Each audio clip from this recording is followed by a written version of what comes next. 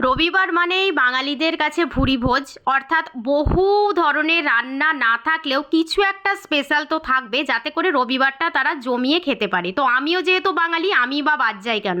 তো প্রথমেই ছিল গরম গরম সাদা ভাত, সঙ্গে আমি একটু লেবু কেটে নিয়েছিলাম, আর ছিল এখানে চাল কুমড়োর ঘন্ট, আর ছিল মিষ্টি কুমড়ো ভাজা। এই দুটো সবজি আমার ভীষণ পছন্দের, আর শরীর সুস্থ রাখতে তো সবজি খেতেই হবে।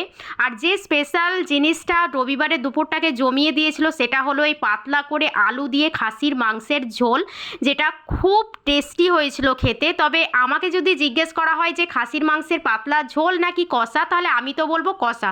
তোমরা কোন দলে আছো আমাকে কমেন্ট সেকশনে লিখবে। কষার কাছে আমার কিন্তু ঝোল অতটা ভালো লাগে না, তবে প্রত্যেক দিন তো আর বাড়িতে আমার পছন্দ মতো হবে না, তাই যেদিন যেটা হয় আমি লক্ষ্মী মেয়ের মতো খেয়ে নিই। তো প্রথম পাতে তো সবজি দিয়ে ভাত খেলাম, তারপর এই ঝোল মেখে তার সঙ্গে এই মোমের মতো গলে যাওয়া আলুগুলোকে মাখিয়ে, আর সঙ্গে পেয়েছিলাম রেয়াজি মাংস। আর কি চাই জীবনে, মানে কি যে ভালো লাগলো আজ দুপুরে আমার এই খাসির মাংসের ঝোল মেখে ভাত খেতে, যে বলে বোঝাতে পারবো না। দুর্দান্ত স্বাদের খাওয়া দাওয়া হয়েছে আজ।